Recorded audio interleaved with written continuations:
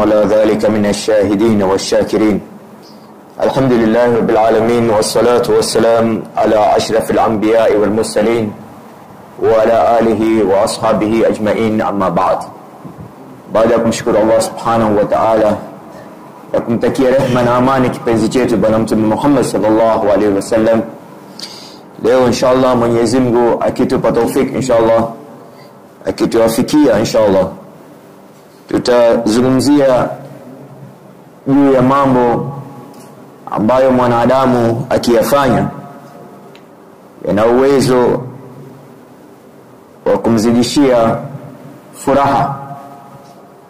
Na kama tunavyojua maisha yanafaa uishi ukiwa na furaha, kwa sababu unapokuwa na furaha ndio unakuwa na uwezo wa kuishi vizuri na kumridhisha Allah subhanahu wa ta'ala na kufanikiwa katika huu ulimwengu na kufanikiwa kesho akhira. Nasema si kufaulu ambapo mtu anapopata furaha, si katika kufaulu, ni katika kufurahi ndio mwisho tunapata kufaulu. Na kama kuna jambo lolote ambalo mwanadamu hafai kulichukulia kwa urahisi, ni jambo la furaha yake, kwa sababu furaha ndicho kiunganisho cha fikra zetu, hisia zetu na vitendo vyetu. Harakati zetu za kila siku, za kila wiki, za kila mwezi, za kila mwaka, katika maisha yetu kwa ujumla zinategemea viwango vya furaha zetu. Na kama katika falsafa tunavyosema, ikiwa unaishi maisha ambayo hayana furaha, basi naam, kuishi kwako kila siku kutakuwa ni kuishi kwa maudhiko, na maisha ya maudhiko huwa hayana msukumo wa kutosha wa kufanya ufanikiwe katika hii dunia na kesho akhera. Kila kitu kina viungo vyake, kila kitu kina sheria zake, kila kitu kina matakwa yake. Na furaha katika maisha ya mwanadamu ina viungo ambavyo ni lazima tuviunganishe, ili kusudi mwisho kitakachozaliwa itakuwa ni furaha. Na kufurahi ni kule kwamba zile fikra unazofikiria zinafungua ubongo wako kuweza kuona possibilities ya katika maisha yako. Ni kile kinachofungua moyo wako ili kusudi uwe utapata hisia ambazo zitachangamsha kiwiliwili chako, na baadaye katika uso wako uwe unatabasamu kwa sababu wewe unafurahia maisha yako. Hakika wanasema kufurahi ni lazima mtu kwanza awe atakuwa na imani juu ya Allah subhanahu wa ta'ala, ambaye ndiye aliyetuumba sisi wote. Tukiwa na imani kwamba Allah subhanahu wa ta'ala yupo, tukiwa na imani kwamba Allah subhanahu wa ta'ala ana uwezo wa kutusaidia, tukiwa na imani kwamba Allah subhanahu wa ta'ala anatulinda, tukiwa na imani kwamba Allah subhanahu wa ta'ala anaitikia dua zetu, tukiwa na imani kwamba Allah subhanahu wa ta'ala atatuondolea dhiki zetu, tukiwa na imani kwamba Allah subhanahu wa ta'ala atatupambia maisha yetu, tukiwa na imani kwamba Allah subhanahu wa ta'ala hata tukikosa ana uwezo wa kutusamehe, tukiwa na imani kwamba kesho tutakuwa na ufunguo wa moja kwa moja kwa baraka zake Allah subhanahu wa ta'ala kuingia peponi, basi wewe katika fikra zako, katika hisia zako na matendo yako yatakuwa yanafungamana na yale yanayoleta furaha katika maisha yako. Kufurahi pia yatakana mtu awe na kiwango kikubwa sana cha kutegemea, yani kufurahikia, awe excited na ile maisha anayoishi. Hakika kile ambacho huwa kinachangia kinakuza furaha zetu ni fikra ya kwamba sisi tuko katika njia inayofaa kufuatwa, sisi tuko katika maisha ambayo yanamfurahisha Allah subhanahu wa ta'ala, sisi tuko katika hali ya kwamba tunaishi vile ambavyo Allah subhanahu wa ta'ala ametupangia tuishi. Tukiwa watu ambao excitement yetu ya maisha iko katika hali ya juu sana, basi maisha yanakuwa na furaha nyingi sana. Mtu yoyote ambaye hayuko excited na maisha yake, kwamba anayaona ni maisha duni, ni maisha yasiyokuwa na mazao, ni maisha yasiyokuwa na maendeleo, basi mtu kama huyo hawezi kupata furaha. Mtu anayepata furaha ni yule ambaye yale maisha yake ni maisha yaliyochangamka na yanamfanya ahisi kwamba anaishi maisha yaliyo bora. Basi hata kama mambo yana dhiki ya aina gani, yeye atakuwa ni mtu mwenye furaha kila wakati, kwa sababu excitement ndio chanzo cha kumpa mwanadamu nguvu za kuweza kukabiliana na maisha anayoishi.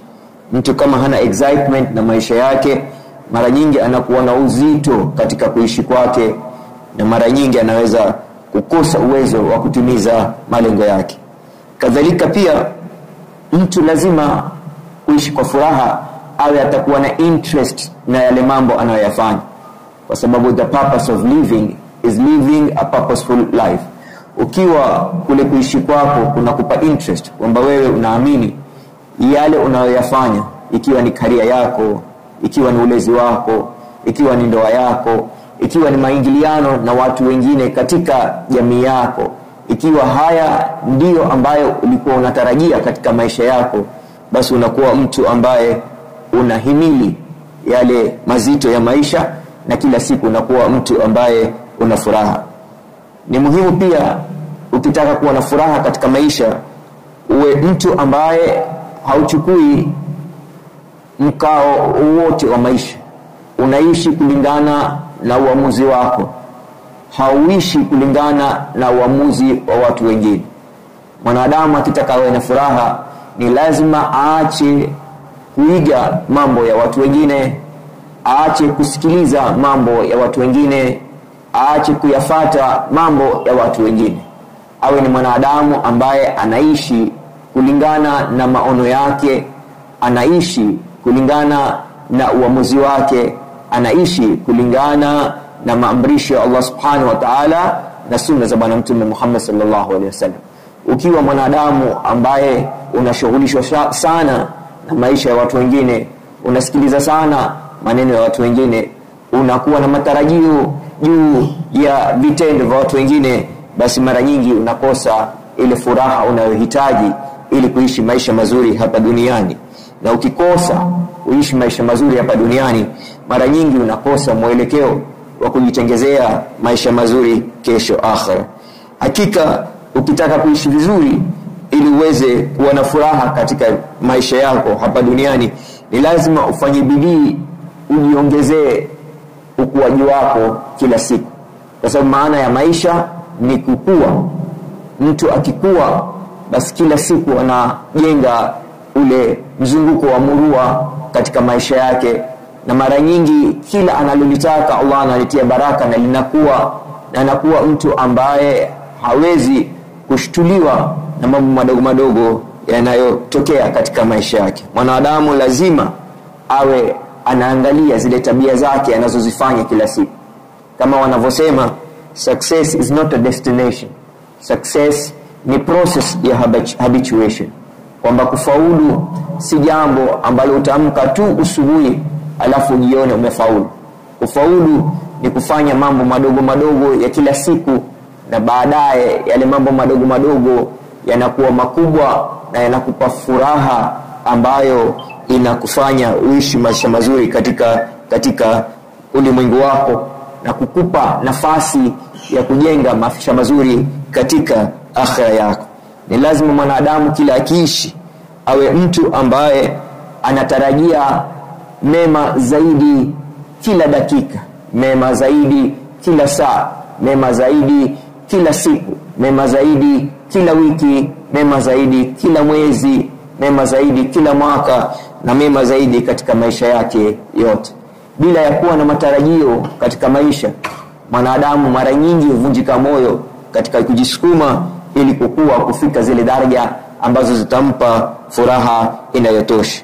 Mwanadamu lazima kila siku awe ni mtu mwenye mtazamo wa kuridhika na lolote lile ambalo linamfika katika maisha. Yani awe mtu ambaye yuko positive kila wakati, ana imani kwamba hata akikabiliwa na shida, kwamba ile shida itakuwa na kipindi kifupi na baadaye itaondoka na maisha yatakuwa vile anavyotaka. Lakini mtu ambaye anaishi na hisia kwamba maisha hayatageuka yakawa mazuri, maisha hayatasonga yakawa yenye kuridhisha, yeye kila siku anaona mbele kuna giza tu, yeye kila siku anakosa tamaa kwamba Mwenyezi Mungu atamfungulia milango ya kheri, Mwenyezi Mungu atampambia maisha mazuri, Mwenyezi Mungu atamjengea daraja ya kupanda juu na kufikia pahali pazuri. Akiwa hana imani kama hiyo, basi mwanadamu huwa anakosa zile chembe chembe ambazo zinamfanya awe na furaha katika maisha yake. Mwanadamu lazima awe na subra katika maisha yake, kwa sababu maisha maana yake ni dhiki. Maisha si kitu ambacho kimeletwa watu wastarehe tu moja kwa moja. Maisha kama wanavyosema, maisha ni gunia bovu, maisha rangi rangile, maisha mara inakuwa mlima, mara inakuwa bonde, maisha kuna usiku, kuna mchana, maisha kuna mvua, kuna jua, maisha kuna mazuri, kuna mabaya, maisha kuna hali ya kuridhika na kuna hali ya kukasirika, maisha kuna hali ya kupata na hali ya kukosa. Asa mwanadamu ataka ajipambe na subra. Inna Allaha ma'as sabirin. Mwenyezi Mungu anasema katika Qur'an, baada a'udhu billahi minash shaitani rajim, bismillahir rahmanir rahim, wal 'asr innal insana lafi khusr illa alladhina amanu wa 'amilus salihati wa tawasaw bil haqq wa tawasaw bis sabr. Hakika mwanadamu lazima azingatie wakati.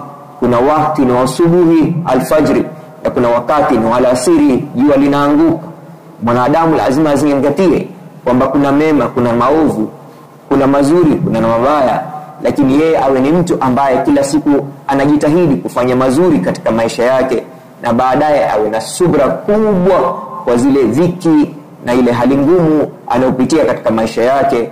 Baadaye awe na imani kwamba Mwenyezi Mungu atamuondolea yale yenye dhiki katika maisha yake, na akiwa ana fikra kama hii, basi mwanadamu atakuwa ana uwezo wa kuishi akiwa na furaha katika moyo wake, katika suduri yake, katika kalbi yake, katika fuadi yake, na atakuwa ni mwenye kuishi akiwa na matumaini kwamba ya jana sio ya leo na ya leo sio ya kesho. Mwanadamu akiyafurahia yale anayokabiliana leo, basi ya kesho yanakuwa mazuri zaidi kuliko yale ya jana. Mwanadamu lazima awe atafurahia kile kidogo alichonacho, ili kusudi Mwenyezi Mungu ampe kingi akitakacho. Fa in shakartum la azidanakum. Mwanadamu akiwa atashukuru yale madogo Mwenyezi Mungu aliyempa, basi Mwenyezi Mungu Subhanahu wa Ta'ala atampa yale makubwa anayotaka.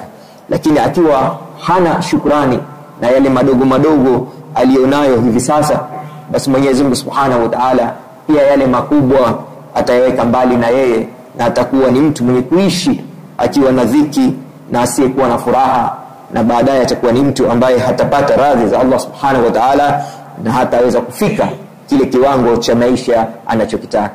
Hakika sisi sote tukiendelea kuishi tuna matarajio kwamba maisha yetu yatakuwa mazuri vile tunavyotaka yawe mazuri. Lakini maisha kuwa mazuri, lazima kwanza wewe jina la Allah ulikariri kila wakati, jina la Mwenyezi Mungu ulikariri kila wakati. Mwanadamu aliyeipamba maisha yake, mwanadamu aliyeipamba kifua chake, mwanadamu aliyepamba umbo lake, Mwenyezi Mungu huwa kila siku anampamba kwa matarajio yake. Mwanadamu anayetumia adhkari za Allah Subhanahu wa Ta'ala unampa nguvu za kuweza kupita kila aina ya hatari, na baadaye akawa mtu ambaye atanawiri katika maisha yake, na maisha yake yakawa mazuri kushinda vile alivyotarajia yatakuwa mazuri. Kuna mipango ama principle 18 mwanadamu akizingatia hizi principles 18 basi atakuwa ni mtu mwenye furaha kila wakati. Kwa hakika utakuta utafiti, kila ukisoma utafiti wa maisha ya jamii nyingi sana, na hasa jamii yetu ya Kiislamu, ni binadamu wachache ambao siku hizi wanaishi na furaha, ni ndoa wachache ambazo zina furaha, ni malezi ya watu wachache ambayo yana furaha, ni nyumba chache ambazo zina furaha, ni familia chache ambazo zina furaha, ni jamii chache ambazo zina furaha. Mara nyingi kila ukizungumza na watu wanakueleza hali za dhiki walizonazo, watu wanakueleza maudhiko yaliyowazunguka, watu wanakueleza mambo ya uchungu wanayoyapitia. Ni nadra sana ukizungumza na mtu akakwambia mimi alhamdulillah maisha yangu ni vile nilivyotarajia yatakuwa. Kwa hivyo mwanadamu akitaka kujenga nuru ya maisha yenye furaha ni lazima azingatie haya mambo 18. Jambo la kwanza, awe na hadhari ya fikira au fikra zinazoingia katika akili yake pindi anapoamka. Kama wanavyosema siku njema huanza usubuhi na siku ya furaha huanza usubuhi. Wewe ukiwa ni mwanadamu, ukifungua tu macho unamshukuru Allah subhanahu wa ta'ala kwa kukupa usingizi, kwani kuna wengi usiku ule hawakulala vizuri, na kuna wengi pengine hawakulala kabisa. Siku hizi dada zangu, ukienda katika maduka ya dawa ama chemist baina ya saa 12 mpaka saa 3 usiku, utakuta crowd za watu zinazidi katika yale maduka. Yani wateja wengi wanaenda kwenye pharmacist baina ya saa 12 jioni mpaka saa 3 ya usiku. Watafiti walikuwa wanahamu ya kujua kwa nini idadi ya watu inaongezeka panapofika saa 12 mpaka saa 3 za usiku. Wakagundua kuna dawa mbili ambazo hununuliwa sana wakati wa jioni. Dawa ya kwanza ni dawa ya kusaidia watu kulala, na dawa ya pili ni dawa ya kuwapa watu nguvu ya kuweza kushiriki katika tendo la ndoa. Na nakuta hizi dawa mbili ikiwa watu wana furaha huwa hazihitajiki. Hizi dawa mbili ikiwa watu wametosheka na maisha yao hazihitajiki. Hizi dawa mbili ikiwa watu wana upendo hazihitajiki. Hizi dawa mbili ikiwa watu wameridhika na hali yao ya maisha hazihitajiki. Kwa hivyo ikiwa dawa hizi mbili ndizo dawa zinazonunuliwa kwa kiwango cha juu katika maisha ya leo, inadhihirisha ama ni dhihirisho kubwa sana kwamba furaha zetu zimekuwa chache, upendo wetu umekuwa mchache, maridhio yetu yamekuwa machache, na matarajio yetu yamekuwa ya chini, na hali zetu zimeingia wasiwasi mkubwa na wenye mtihani wa hali ya juu kabisa. Kwa hivyo ni muhimu mwanadamu kila akiamka usubuhi awe atakuwa na fikra za kumshukuru Allah subhanahu wa ta'ala. Kumshukuru Allah subhanahu wa ta'ala kwamba amekupa usingizi ukalala bila ya kutumia tembe, amekupa usingizi ukalala bila ya kuamka katikati na kukata usingizi wako. Wanavyuoni ama wataalamu wa mental health wanasema mwanadamu yoyote ambaye ataweza kulala masaa 4 mfululizo bila ya kushtuka, basi ana 60% ya maisha yake yamejengeka kwa utulivu wa akili. Lakini ikiwa kila baada ya masaa 2 ama saa 1.5 wewe unaamka unashtuka, hii ni dhihirisho kwamba hauna utulivu katika akili yako. Na usipokuwa na utulivu katika akili, mara nyingi unakuwa na ulemavu katika amani na utulivu wa fikra zako, na moyo wako huwa hauna utulivu. Kwa hivyo ukipractice principle ya gratitude kwamba wewe alhamdulillah umelala, tena umelala vizuri, Alhamdulillah umeamka, na pengine umeamka ukapata swala ya alfajiri. Alhamdulillah tena umepata nafasi ya kufanya adhkar. Alhamdulillah pia umepata nafasi ya kusoma Qur'an alfajiri. Alhamdulillah umeamka na afya nzuri. Alhamdulillah watoto wako wameamka vizuri. Alhamdulillah mumeamka mkitizamana na mumeo uso kwa uso, sio mmoja anaangalia mashariki mmoja anaangalia magharibi. Umeamka ukiwa na tabasamu kwenye uso wako, na tabasamu katika uso wa mwenzako, na tabasamu katika uso wa watoto wako. Basi wewe una kila sababu ya kumshukuru Mwenyezi Mungu Subhanahu wa Ta'ala kwamba usubuhi yako ni usubuhi njema.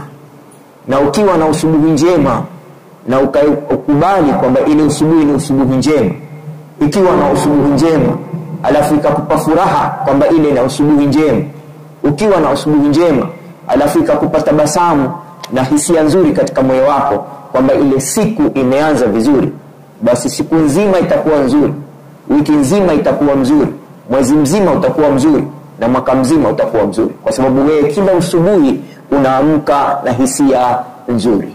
Lakini ukiwa ni mtu ambaye pindi ukiamka umeshaanza kufikiria yale unayoyaogopa katika maisha yako kwamba yatatokea, ukiamka unaogopa, hujui kama utaweza kupata mahitaji yako siku ile ambayo umeamka. Ukiamka usubuhi ukiwa na wasiwasi, pengine watoto wako huenda wakakataa siku ile kwenda shule kusoma ama madrasa kusoma. Ukiwa utaamka na hofu ya kwamba huenda siku ikaharibika ikawa mbaya, pengine uhusiano wako wa ndoa ukawa sio wasawa, basi ukiamka na negative thinking, yani umeamka na fikra potofu, basi kila kitakachofuata kitakuwa kimepotoka katika maisha yako. Kwa hivyo wataalamu wa psychology wanasema kama kuna kipindi cha siku mwanadamu anatakikana akilinde kweli kweli, ni kipindi cha usubuhi anapoamka. Kama unaweza kucontrol fikra zako katika kile kipindi cha usubuhi unapoamka, basi fikra zako zitajenga fikra nzuri na siku yako yote itakuwa nzuri. Na ndio maana mara nyingine watu wanaamka usubuhi, mara unamwona mtu anapiga kelele tu, ushaniharibia siku yangu. Ama unamwambia mtoto wako usiniharibie siku yangu, ama unamwambia mume wako usiniharibie siku yangu, ama mke wako usiniharibie siku yangu, ama mfanyaji kazi yako usiniharibie siku yangu. Kwa sababu wakati ule lolote linalofanyika litaamua vile siku yako itakavyokuwa. Nataka kurudia, ukitaka siku yako kila siku iwe na siku ya furaha, ulinde wakati wako wa mapema unapoamka usubuhi. Usikubali jambo lolote liwe litakutisha kwamba siku itakuwa mbaya. Usikubali fikra yote ikaya kwenye akili yako kwamba siku itakuwa sio sawa. Usikubali hisia yoyote ingie katika moyo wako kwamba ile siku itakuwa yenye mitihani ambayo hutaweza kuibeba. Kwa hivyo ile morning routine, ile kuamka usubuhi na kuwa na shukurani kwamba siku yako itakuwa siku nzuri, inakupa wewe uwezo wa kuwa utaishi maisha ya siku njema kila siku, na siku ndizo zinazojenga wiki, na wiki ndio inayojenga mwezi, na mwezi ndio unaojenga mwaka, na mwaka ndio unaojenga maisha. Kama kuna kitu yataka ukilinde kwa nguvu zako zote kila usubuhi unapoamka, ni akili yako, ili isipate nukta yoyote ambayo itachafua mpangilio wa fikra zako. Usubuhi ikiwa njema, siku inakuwa njema. Usubuhi ikiwa njema, na wewe unakuwa mwema. Usubuhi ikiwa njema, unapata nyingi rehema. Usubuhi ikiwa njema, utaweza kusimama. Usubuhi ikiwa njema, maisha utayasukuma. Usubuhi ikiwa njema, utapata kila neema. Usubuhi ikiwa njema, wewe mwenyewe utaweza kusema ili kusudi hali yako vovote itakavyokuwa, lakini mwisho utaterema kwa sababu usubuhi yako imekuwa njema. Pigana na usubuhi yako, isiwe ni usubuhi ya huzuni, isiwe ni usubuhi ya dhiki, isiwe ni asubuhi ya kukumbuka yaliyopita ambayo sio mazuri. Na leo ningependa msomo hili kutoka kwangu. Watu wengi uharibikiwa na furaha zao wakiwa na wingi wa kufikiria yale yaliyopita katika maisha yao. Hakuna mwanadamu aliyekamili. Kila mwanadamu, kullu ibn adam khata wa khairu khata'un at-tawwabun. Kila mwanadamu hufanya makosa, 1, 2, 3, 10, 100. Lakini yale makosa uliyofanya jana usiyakubali kuja tena katika fikra zako leo ikaharibu vile kesho yako itakavyokuwa. Kuwa mfano wa penseli. Penseli ina raba, na hivyo kila makosa penseli inayofanya inafuta. Na wewe na mimi, kila makosa tunayoyafanya yatakana tuyafute, tuyasahau. Hayo yamepita, na tuzingatie yale mazuri ambayo Mungu Subhanahu wa Ta'ala, Allah Subhanahu wa Ta'ala ametuwekea kesho yatatufikia. Mwanadamu akifikirie ili tumjengee furaha, ni aina ya diet ambazo tunazitumia. Mwanadamu lazima awe mwangalifu na kile anachokitia ndani ya tumbo lake, kwa sababu katika maisha we become what we eat every day. Kuna vyakula vingine huwa vinakuwa ni moto katika vifua vyetu, vinapeleka damu zetu ziende haraka, zichemke, na zinajenga hasira zetu. Na kuna vyakula vingine vinatuliza nyoyo zetu na zinaburudisha akili zetu na zinanyamaza ile vituko vya miili vyetu. Kwa hivyo asubuhi lazima uwe utakuwa na mpangilio wa kujua ni vyakula gani utakula, ili kusudi uwe na utulivu wa akili, utulivu wa moyo, na uwe na uwezo wa kuwa na energy ya kutosha, ili kusudi uibebe siku yako katika hali nzuri na upate furaha yako kwa ukamilifu. Ukila vyakula ambavyo vinanyonya nishati yako, energy yako, kwa hivyo unaanza siku na unyonge wa kiwiliwili. Vyakula vyenye mafuta mingi, vyakula ambavyo vimekuwa process, vinanunuliwa madukani, vyakula ambavyo vina sukari nyingi, vyakula ambavyo pengine vina mchanganyiko wa madini ambayo sio mazuri, ambayo mwili wako hauhitaji.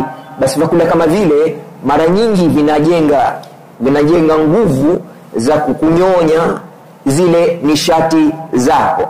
Na ndio mengine wengi wetu tunakuwa very weak in the morning. Yani wewe umeanza siku na yani sio uvivu, la kiwiliwili yako hakina nishati ya kuendelea na siku yako. Kuna watu huchoka asubuhi na hawajui kwa nini wamechoka.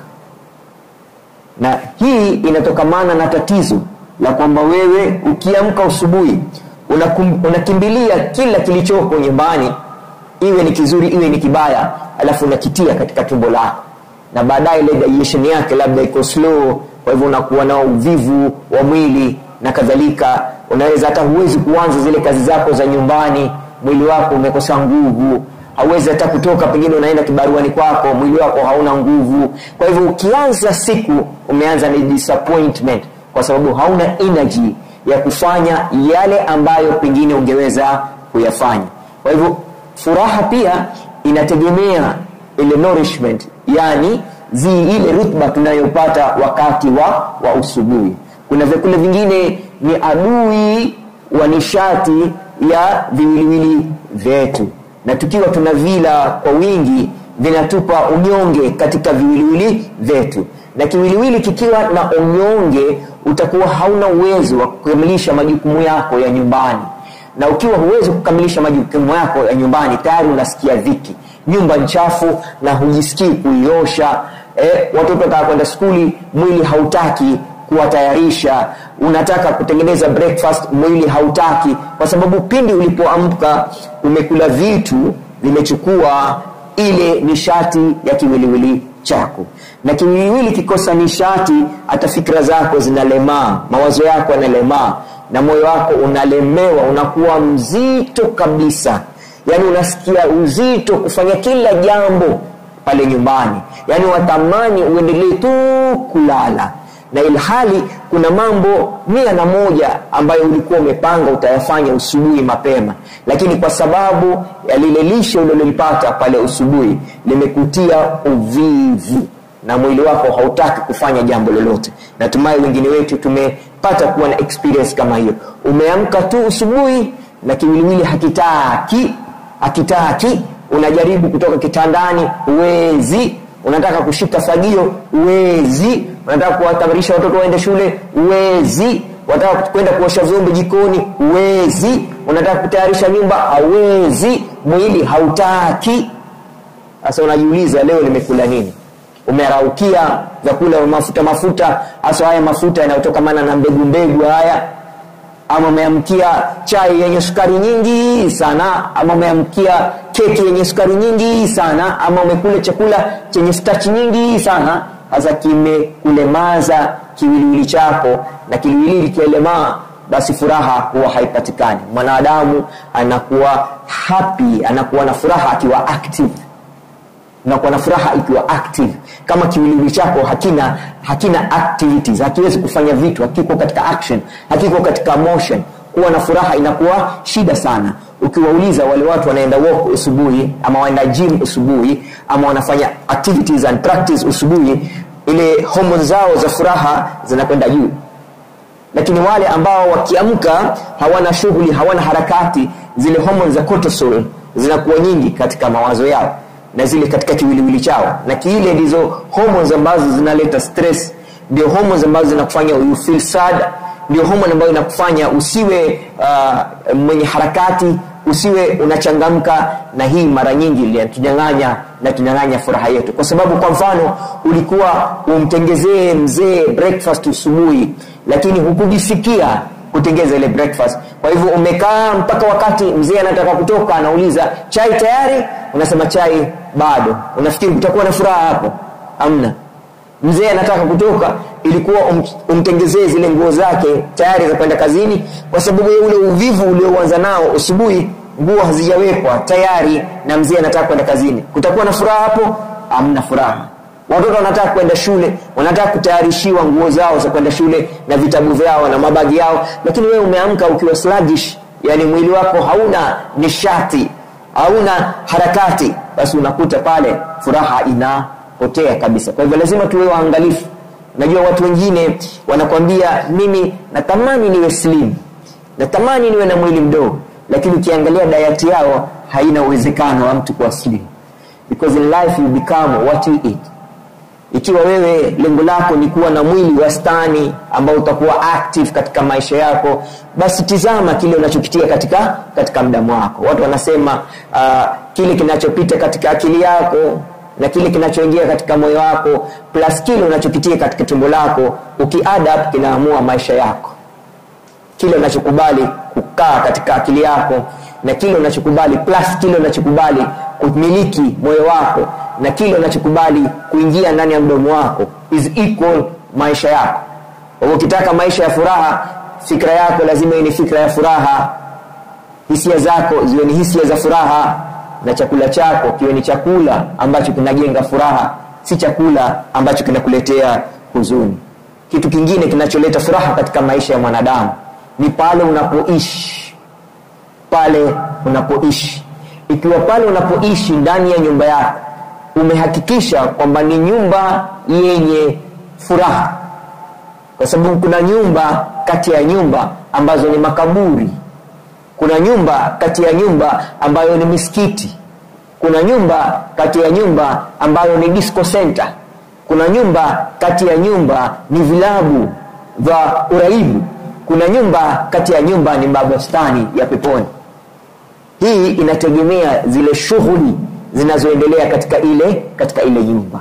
Hata uwe na nyumba ndogo ya aina gani, ikiwa wewe ni mtu ambaye unahakikisha kwamba kila wakati nyumba yako ni safi, kila wakati jiko lako ni safi, kila wakati choo chako ni kisafi, kila wakati pale unapolala hata kama ni chini ni pasafi, kila wakati pale unapokaa kupumzika ni pasafi. Alislamu nadhif, fatanadhafu fa innahu la yadkhulul janna illa an-nadhif. Uislamu ni usafi, na hakuna atakayeingia peponi isipokuwa aliye mtu msafi. Msafi katika akili na fikra zake, msafi katika moyo na hisia zake, na msafi katika vitendo vyake. Ndugu zangu, dada zangu, kuna mabwana wengine, wazee wengine wana khiari wakae nje siku yote, wanakuja nyumbani tu kulala. Na ukiwauliza hawa wazee ni kwa nini hawapendi kukaa majumbani mwao, wanakuambia subhanallah, hiyo ni chemba cha jahannam, hiyo nyumba, kwa sababu ni ugomvi tu kila wakati. Sasa ikiwa kila wakati kuna ugomvi, furaha itatoka wapi? Hiyo nyumba ujue hata mguu wako uweke wapi. Kila mahali ni pachafu. Ukitaka kuingia chooni ni chafu. Hata pale mahali pengine ungekaa ukapumzika ukasoma gazeti lako ni pachafu. Hata ile kitanda ambayo ungeweza kulala na kupumzika ni chafu. Na sahibi yangu mmoja alikuwa akifanya jokes mara nyingine, akisema, Mujahid, hizi test za kina mama huwa zinakuwa acquired, zinapatikana wakiwa wanaendelea kukua ama wanazaliwa nazo. Sasa hilo ni swala gumu sana. Is it acquired or is it inherited? Kwa sababu unaenda katika nyumba nyingine, hata kama si nyumba ya kifahari, lakini unaona mtungi wa maji umeoshwa vizuri, alafu umefunikwa kitambaa vizuri, haya ni maji ya watu watakunywa. Unaenda jikoni, hata kama sio modern kitchen, lakini vyombo vimepangwa vizuri, glasi ni safi, kijiko ni kisafi, kisu ni kisafi. Au ukienda katika bedroom, hata kama ni mkeka ndio watu wanalalia, umesafishwa, uko msafi. Lakini unaenda nyumba nyingine na zikifahari, kuna sitting room, kuna bedroom, kuna dining room, kuna kitchen. Lakini sitting room, inna lillahi wa inna ilayhi raji'un, makochi rangi ya yellow, curtains rangi ya green, carpet rangi ya red. Sasa ile conflict of colors by itself inamwogopesha mtu kukaa pale sitting room, kwa sababu unaona kama uko katika bendera ya Kenya. Yani mtu atakumatch zile colors, anaona taklif. Kuanzia watu wa awane pale kitanda kilipowekwa siku ya harusi, miaka 10 imepita akibadilishwa. Kwa hivyo ile kitu imekuwa ni routine, mtu hata anaweza kufunga macho akafika pale kitandani, kwa sababu anajua kiko pale pale akijabadilishwa. Ile sofa set vile ilivyowekwa siku ile ya harusi, ile kubwa inaelekea kibla, ile nyingine na kulia mashariki na magharibi, hivyo tu, bado haijabadilishwa. Kadhalika mtu anakaa. Kwa hivyo unakuta nyumba zetu vile tunavyoziweka inakuwa aidha bustani la peponi. Hata mzee popote alipo anakimbia kuja nyumbani, kwa sababu nyumbani kuna utulivu, nyumbani ni mazingira mazuri, nyumbani ni mahali ambapo anaweza kupumzika na kuongeza energy yake. Kadhalika unakuta mara nyingine unaingia nyumbani, unaenda kumtembelea rafiki yako, alafu anataka kukupa maji, unamwona anatikisa kichwa, anambia Sheikh, mbona anatikisa? Anambia Sheikh, wallahi glass zote chafu. Kwa hivyo subiri kwanza nioshe glass, alafu ndio nikupe maji ule. Vipi anakupa, pengine amekupa ni podini anataka ule, anamwambia Sheikh, ngoja vijiko vyote visafi, ngoja nioshe kwanza alafu nitakupa. Sasa unakuta tukiwa hatutotengeneza majumba yetu yakawa ni majumba ambayo yenye kutuweza kurelax, unaweza kurelax, ukareboot, ukapata energy mpya, ukapata excitement. Yani kila siku wewe kama mke unafanya surprise, hata kama ni ndogo. Surprise hata kama ni ndogo. Hata kama utageuza kitu kimoja upeleke huku, kuna picha ilikuwa hapa sasa unaipeleka huku, kuna carpet ilikuwa hivi unaigeuza hivi, kuna bedsheet unalipeleka hivi. Yani katika nyumba kuna mabadiliko, ile nyumba inakuwa ni chanzo cha furaha. Wewe mzee amekuja, alafu namwambia ngoja kwanza hapo nje kitanda sijatandika, na saa hizo ni saa ngapi? Saa 10 anarudi kazini labda, ama ni saa 7 anarudi kazini. Sasa akae nje sasa. Wewe sasa una chakula, bedsheet uko hapo, ukishtuka kumbe bedsheet yote machafu, haujaoshwa kuanzia wiki iliyopita. Sasa inakuwa vipi unatandika bedsheet chafu? Mzee akiingia kwa rumu inanuka ile bedsheet. Haya kelele zinaanza, furaha haipatikani. Kwa hivyo the home, nyumba ni silaha kubwa sana ya watu kujenga furaha zao. Ukiwa ni mtu ambaye mara nyingine atakuta mzee sasa anaamua yeye ndio atachukua responsibility ya kuifanya ile nyumba iwe ni mahali pa kupumzika. Kwa hivyo yeye sasa anajua ninaenda nyumbani lakini hakuna kitu ambacho kitakuwa kimefanywa. Kwa hivyo yeye tayari anatengeneza ili apate mahali ya kupumzika. Ndugu zangu, ya nne ni kwamba usiache kiwiliwili cha mwanadamu kila joints kimeumbwa chaweza kukunjika, chaweza kutembea na kadhalika. Ukikiacha hivi tu bila ya kukitumia kinakuletea dhiki. Mkono unalia wataka kukunjwa wewe ukunji, mguu unalia wataka kutembea wewe utembee, kiuno kinalia chataka kusujudu wewe usujudu, chataka kurukuu wewe urukuu, kichwa shingo inalia imefua nzito kwa sababu hauzungushi. Kwa hivyo ukitaka kuwa mtu wa furaha ni lazima uwe mtu ambaye unaufanya mwili wako unatoka jasho. The toxic that comes out from your body through your sweat creates avenue. Ile jasho inayotoka katika mwili wako inatengeneza njia ya hewa nzuri iliyo safi kutawala mishipa yako. Lakini ikiwa wewe ni mtu ambaye unakaa tu hutaki kujisumbua kwa njia yoyote, kupata furaha inakuwa shida. Nimesema hapo awali kwamba ukiwa unashughulisha mwili wako basi unaupa uwezo wa kuchoma ama wa kuunguza ama wa kupunguza yale mafuta ndani ya mwili wako.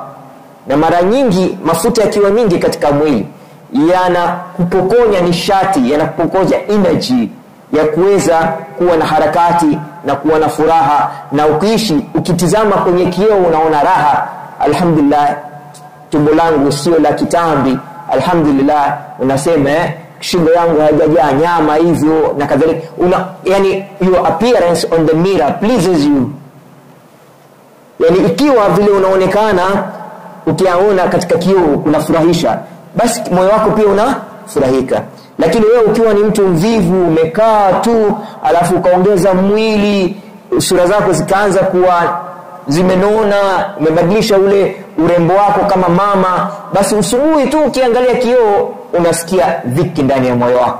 Sasa utakuwaje na furaha? Na wewe hata ile taswira ya sura zako haikufurahishi. Wanaita sheria ya kioo. Je, yule unayemuona katika kioo kila usubuhi anakufurahisha? Umejiachilia tu kama mama hivi, haujishughulishi kabisa na kuweka mwili wako uwe katika hali nzuri, hutaki kushughulika kabisa. Sasa wewe kila usubuhi ukiangalia kioo unaona tu mteremko, momonyoko wa uzuri wako. Momonyoko, uko na miaka 35 lakini unaonekana kama una miaka 55. Wewe mtoto mdogo tu wa miaka 30 unaonekana kama mtoto mama wa miaka 45, 50, 60. Sasa vipi utapata furaha? Vipi utapata furaha? Nimesema Uislamu ni usafi na hakuna ambaye anaingia katika pepo bila ya usafi. Na Muislamu aliye na nguvu kulingana na hadithi ya Bwana Mtume ni bora zaidi kuliko Muislamu ambaye ni dhaifu. Muislamu anayependeza mbele ya macho ya watu. Ukikaa na watu wana furaha kwa sababu haunuki jasho. Ukikaa na watu wana furaha kwa sababu wewe ni msafi. Ukitizamwa na watu wanakufurahia kwa sababu unajitizama, una usafi wa hali ya juu. Tabasamu yako nzuri, uso wako unanawiri, kiwiliwili kinakishaka. Basi unakuwa na furaha kila wakati kwa sababu wewe uko vile umri wako ulivyo na pengine chini ya umri wako. We cannot help growing old, but we don't have to be old. Hatuwezi kuzuia kuwa wazee, tutakuwa tu wazee, lakini si lazima tuzeeke. Na kuna uwezo, mwanadamu ana uwezo wa kujizuia asizeeke kwa haraka. Unakuta siku hizo ukija msikitini, mtu wa miaka 35 tayari anaswali kwenye kiti. Na mababu zetu walikuwa wanaswali kwa kusujudu na kurukuu mpaka wamefika miaka 100, walikuwa wanaswali ilikuwa zamani hamna viti misikitini, uwezo una viti misikitini. Lakini siku hizi kila msikiti ukienda unaona kiti. Kila msikiti ukienda unaona kiti, kwa sababu kuna watu wamejiachilia kabisa, hawataki kushughulika na miili yao. Okay? Sasa unakuta subhanallah, huyu mtu tumesoma pamoja, huyu mtu tumecheza pamoja, vipi uso umekuwa kama ule upigwa bomu la Saddam Hussein. Yani hauna ile tabasamu inayofaa, hauna ule mwangalio unaofaa. Ndugu yangu, kioo chako na changu kwa jamii ni sura zetu. Kwa hivyo lazima uhakikishe kwamba sura na umbo lako umelilinda kwa nguvu zako zote, usijiachilie na kadhalika. Na ukumbuke kuna hatari kwa mwanamke kujiachilia, kwa sababu unakuta mzee mara huyo kashaona mtu mwingine ambaye anavutia zaidi kuliko wewe. Kwa hivyo moja ya katika ibada ya mwanamke anatakana kufanya ni kuhakikisha kwamba sura zake, kiwiliwili chake, mwili wake kila siku unavutia, ili hata mzee asiwe na sababu ya kusema kwamba mimi nitaenda kutafuta wa pili, wa tatu na wa nne. Na hata akitafuta basi atakuwa ametafuta tu, lakini wewe hujampa sababu. Wewe umejiangalia vizuri, umejitazama vizuri. Furaha ya mzee inatokamana na vile wewe unaonekana. Na ndio maana Rasulullah sallallahu alaihi wasallam akasema, kabla ya kuoa nenda kamwangalie yule utakayemuoa, uhakikishe kuna kitu ukikitizama katika umbo lake kinakupa furaha. Na wewe kabla hujaolewa mtizame yule ambaye anataka kukuoa, ili uone kitu fulani maalum ambacho ukikitizama, labda macho yake, labda pua yake, labda ile tabasamu yake, labda midomo yake, labda ufupi wake, labda urefu wake, labda nywele zake, labda mchanganyiko wa mwili wake. Lazima kuwe na kitu aidha katika mume ama katika mke ambacho hata mkiwa na hasira gani, ukikiangalia kinakupatia kuelemawa, yani kuondoa hasira katika moyo wako. Yani sura za mama au sura za baba lazima kiwe na uwezo, kiwe na power ya kulainisha mioyo yetu, na ndio maana tutakuwa na watu wenye furaha. Lakini ikiwa wewe umejitupa kabisa, hautaki kujiangalia kabisa, yani kuna watu wengine mara nyingine wanatoa seminars za grooming, na mtu anakuambia lakini kama mtu ana pesa, hamna pesa. Siku hizi ukipita pale Alaska mara nyingine unaona 50 madeshdeshi yametoka Kuwait, madeshdeshi yametoka Dubai, madeshdeshi yametoka Oman, madeshdeshi yametoka Qatar, madeshdeshi yametoka Saudia, yanapigwa mnada 100,000. Ukichukua ile deshdeshi ukalifua ukalipiga pasi, mtu atafikiri umeenda kununua promode, yani inaitwaje ile maduka ya ghali. Kwa hivyo hatuna sababu.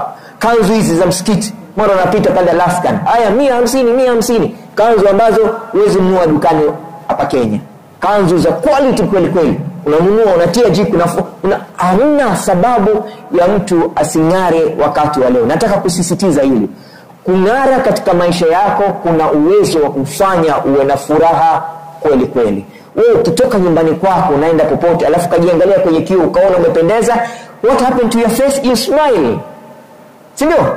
You smile, I look good, I smell good. Hata vile unavyotembea, you feel like I walk, mimi natembea vizuri. Sio kutembea tu wewe mwanamke alafu unatembea tu kama soldier. Unajua hata hujui kutembea kama mwanamke, inakuwa hatari. Hata kule kuzungumza kwako kunaweza kukupatia furaha, kwa sababu wewe ni mtu mwenye tabasamu, maneno yako mazuri, unachagua unachosema. Unazungumza maneno yako yanaridhisha katika nyoyo za watu wengine. Kwa hivyo furaha iko katika sisi wenyewe. Tukitaka kufurahi tutafurahi, na kama tunataka kuhuzunika tutahuzunika kila siku. Ndugu yangu, kwa sababu ya wakati, ya 5 ni kufanya jambo katika maisha yako ambalo linakufurahisha, ambalo linalingana na ndoto yako. Mwanadamu anayetaka kukua katika maisha yake huwa ana ndoto. Mimi siku moja nitakuwa mtu wa aina fulani. Sasa ikiwa kila unachokifanya kinaongeza uwezekano wa wewe kuwa mtu kama yule, utakuwa kila siku na furaha. Kila hatua unayopiga inakusongeza katika ndoto yako. Kila hatua unayopiga inakusongeza katika ndoto ya watoto wako. Kila hatua unayopiga inakusongeza katika ndoto ya ndoa yako. Kila hatua unayopiga inakusongeza katika ndoa ya katika hatua ya uchumi wako. Yaani ukiwa mtu ambaye una lengo, alafu ukahakikisha kwamba kila unachokifanya kinakusongeza kwenye lile lengo lako. Ulikuwa unatamani kwamba watoto wako watasoma, wamalize primary school, wamemaliza, alhamdulillah, unafurahi. Sasa unawapeleka secondary school, wamemaliza, alhamdulillah, wamepita vizuri, wameenda chuo kikuu, alhamdulillah, mmoja kawa wakili, mmoja kawa daktari, mmoja ni mwalimu, mmoja ni fulani. Inakupa furaha ya milele katika maisha yako, kwa sababu watoto wetu ni mawardi katika macho yetu. Wakiwa wazuri wanatupa sisi furaha, na kisha ni kama kasida anashid katika masikio yetu. Hata wakati ambapo wale wachanga wanalia, hatukasiriki, tunaona raha. Wana afya, wanalia kwa sauti zenye afya, hawalali tu wakiwa wamenyoka tu katika vitanda. Wanachangamka mara nyingine. Nasema mtoto wangu ana afya huyu. Kile kilio cha yule mtoto hakikukeri. Na alafu wao ndio tegemeo letu la kuishi milele. Muislamu anapokufa, amali yake yote inamalizika illa min thalath, illa kwa mambo matatu. Jambo la kwanza, sadaqatun jariyah, kwamba yeye ametengeneza kitu cha sadaka na kitaendelea kutumika hata akiwa amekufa. Sasa naam, mambo kama hayo. Ya pili, ilmu yuntafau biha. Wewe umesoma, alafu unasomesha watu wengine, na wengine watasomesha wengine, na ilmu yako itaendelea hata wakati umekufa. Ya tatu ni kuwa na kijana mwema, waladun salihan, mtoto uliyemlea vizuri, ukamsomesha vizuri, anakuwa na maisha mazuri, anakuwa ni kioo cha kueleza jamii kwamba siku moja mama fulani aliishi hapa, na huyu ni mtoto wake, leo ni daktari anatutibu. Huyu ni mtoto wake, leo ni mwalimu anasomesha watoto wake. Huyu ni mtoto wake, leo ni engineer anatutengenezea majumba, labda yeye ni civil engineer na kadhalika. Kwa hivyo sisi furaha yetu itakuwa kwa muda mrefu ikiwa tutalinda vizazi vyetu. Tukilinda vizazi vyetu, tukavilea vizuri, tukavikuza vizuri, tukavijenga vizuri, basi vitakuwa ni vioo vya kuiambia ulimwengu kwamba mimi nilikuja hapa duniani mtoto mchanga, mamangu akanilea kwa bidii na kwa malengo na kwa juhudi, mpaka leo nimekuwa daktari. Na sasa mimi daktari, kila nikikaa nasema Allahumma ighfiril walidain, Mwenyezi Mungu wasamehe wazazi wangu wawili. Allahumma ighfiril walidain, Allahumma ighfiril walidain, kila wakati, kwa sababu yule ni mtoto mwema. Kwa hivyo furaha yetu inakuwa hata tukiwa ndani ya makaburi tunapata dua za watoto wetu, furaha kubwa sana. Hata tunapokufa watu wanatuzungumza vizuri, fulani mtoto fulani leo yuko namna fulani. Furaha inakuja katika yale mambo ambayo tuna malengo nayo, na tuna furaha nayo, na tuna faida nayo. Kwamba wewe ulizaliwa uwe daktari, umesoma umekuwa daktari. Ule udaktari hufanyi kwa sababu ni kazi, unafanya kwa sababu ni kitu ulikipenda, kwamba wewe utakuwa ukisaidia wagonjwa wasiwe na maumivu mengi. Mimi nilipokuwa, kila siku ndoto yangu ilikuwa ni kuwa mwalimu. Kuwa mwalimu tu. Allah subhanahu wa ta'ala kaitikia dua na bidii iliyokuwapo. Nimekuwa mwalimu, sio wa primary school, sio wa secondary school, sio wa university. Mwalimu unasomesha ulimwengu mzima. Sasa ikiwa una lengo, alafu ukafanya kinachochukua kufikia lile lengo, alafu lile lengo likawa ndio passion yako, basi unakuwa mtu wa furaha kila siku. Unajua, mimi nikija hapa kuzungumza na nyinyi huwa nina furaha mpaka ninamaliza, na usiku nalala vizuri kwamba alhamdulillah leo nimepata fursa ya kufanya jambo ninalolipenda. Nimezungumza na dada zangu na mama zangu, na hakika kwa uwezo wa Allah subhanahu wa ta'ala yale niliyowaambia yatabadilisha maisha yao, yatawafanya wawe na furaha na kadhalika. Kwa hivyo nikilala usingizi unakuwa kama usingizi wa mtoto mchanga, kwa sababu nimefanya ninachokipenda, na nina imani kwamba kitaleta natija katika maisha yangu kwanza na maisha. Kwa hivyo ukichagua kitu cha kufanya katika maisha yako, hakikisha ni kitu ambacho kitaleta maana katika maisha yako, na ni kitu utakifanya si kwa sababu unalipwa, ni kitu unakifanya kwa sababu unakipenda. When you love what you do and you do what you love, doing it becomes a hobby, very interesting. unakuwa na furaha kubwa sana kwa sababu unafanya lile jambo unalolifanya. Alafu 6, shame. Mwanadamu yoyote kuna skeletons katika kabati, hata kama ni ndogo, nataka watu wasijue. Pengine utotoni, pengine pale ulipokuwa katika miaka midogo kama msichana mdogo na kadhalika, pengine uliteleza hapa na pale. Labda usikubali makosa yako ya jana kuzuia furaha yako ya leo. Usikubali. Hakikisha ile aibu yoyote umeifanya umeizika katika kaburi la sahau. Open a new page. Kila kitabu kina chapter 10 na zaidi. Hakuna kitabu chenye chapter moja. Kwa hivyo ikiwa kitabu kina chapter 10 na chapter iliyoharibika ni moja, hiyo chapter moja haiwezi kufanya kile kitabu kisiwe kizuri. Na wewe ikiwa umefanya kosa lolote katika maisha yako, Mwenyezi Mungu katoa ofa kwamba yeye ni mwingi wa kusamehe. Kwa hiyo kama Mwenyezi Mungu anasamehe, kwa nini wewe hutaki kujisamehe?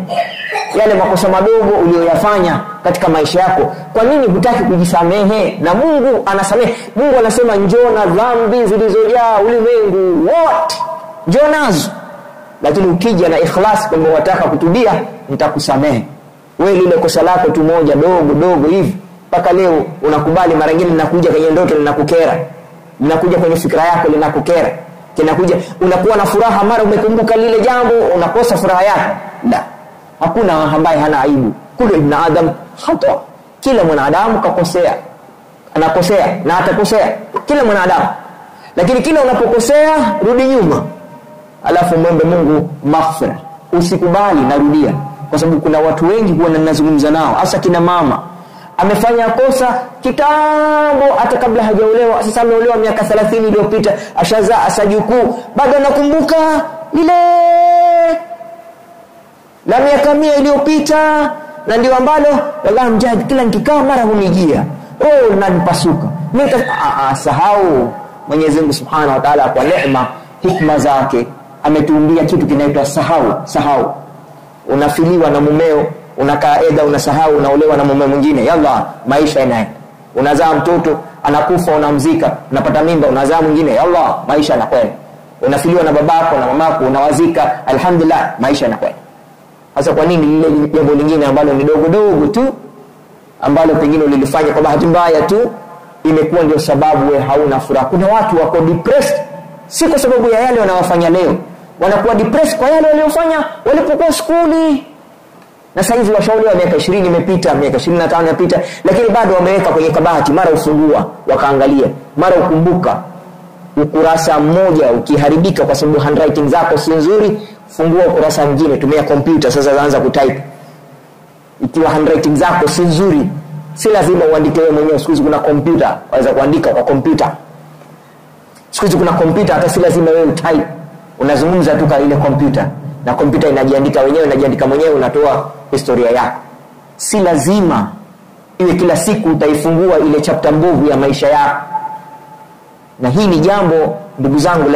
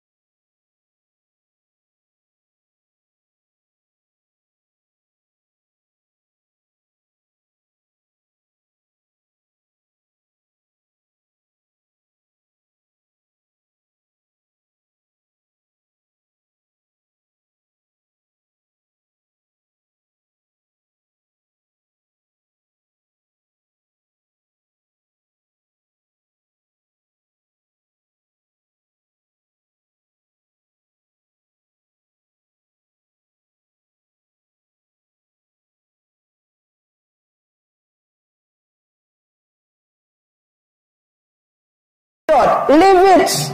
Don't just survive, live. Hii maisha ni ya kuishi, si ya kujaribu kuishi. Wewe unajaribu kuishi ukihesabu uko wapi?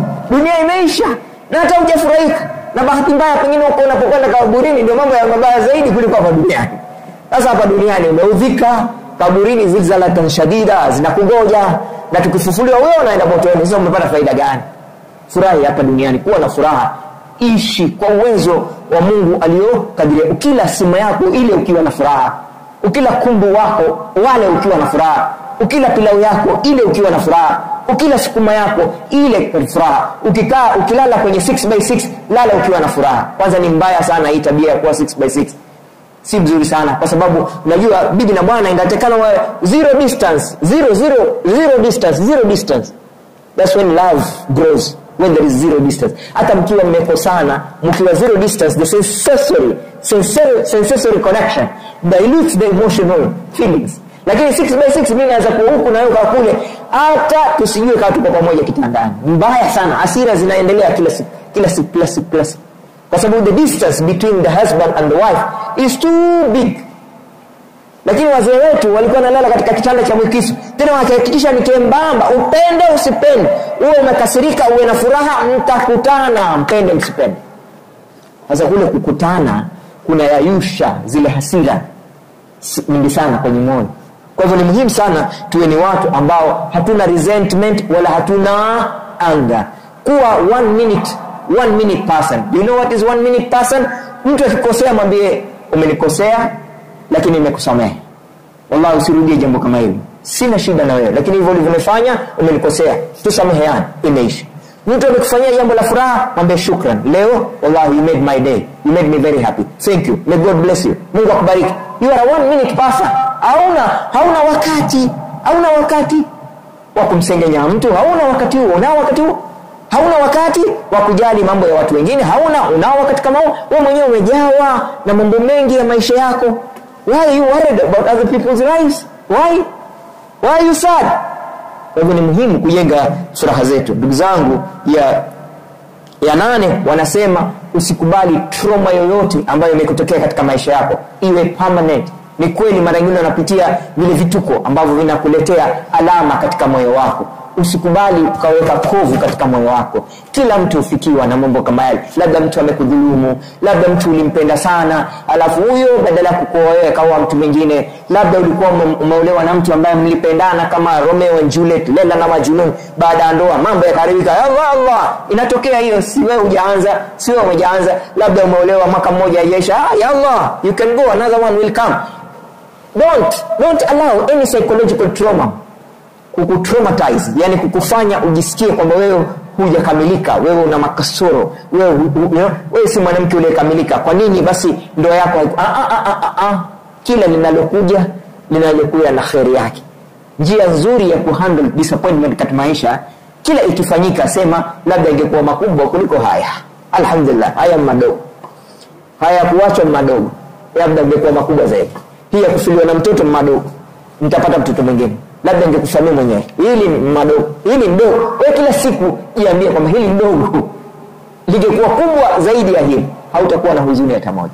Na mwisho tunasema kila siku eka sheria katika maisha yako. Wewe kuwa mtu ambaye unasikia huruma kwa watu wengine, mtu unayesema kweli, mtu mwenye kujizuia na kufanya mambo yasiyokuwa mazuri, mtu mwenye subra, mtu mwenye kufurahia kila jambo zuri la mtu mwingine linalofikia, mtu mwenye shukrani, mtu ambaye ni simple katika maisha yake, mtu ambaye anaheshimu wengine na yeye anaheshimika, mtu ambaye ana ujasiri wa kukabili maisha yaliyo magumu, mtu ambaye anaweza kushirikiana na watu wengine kutatua matatizo yake, mtu ambaye anataka kuelimika kila siku, mtu ambaye kazi yake anasaidia wengine kuwa wazuri kila siku na kuendelea na maisha yao yawe maisha ya khairi. Allahumma hdina fi man hadait wa afina fi man khafait وتولنا فيمن توليت وبارك لنا فيما أعطيت وقنا ربنا شر ما قضيت فإنك تقضي ولا يقضي عليك فإنه لا يعز من عديت ولا يذل من وليت تباركت ربنا وتوليت فلك الحمد على ما قضيت ونستغفرك ونتوب إليك وصلى الله على سيدنا محمد وعلى آله وصحبه وسلم. الحمد لله رب العالمين. إن شاء الله تكتاني Sunday inayokuja inshallah.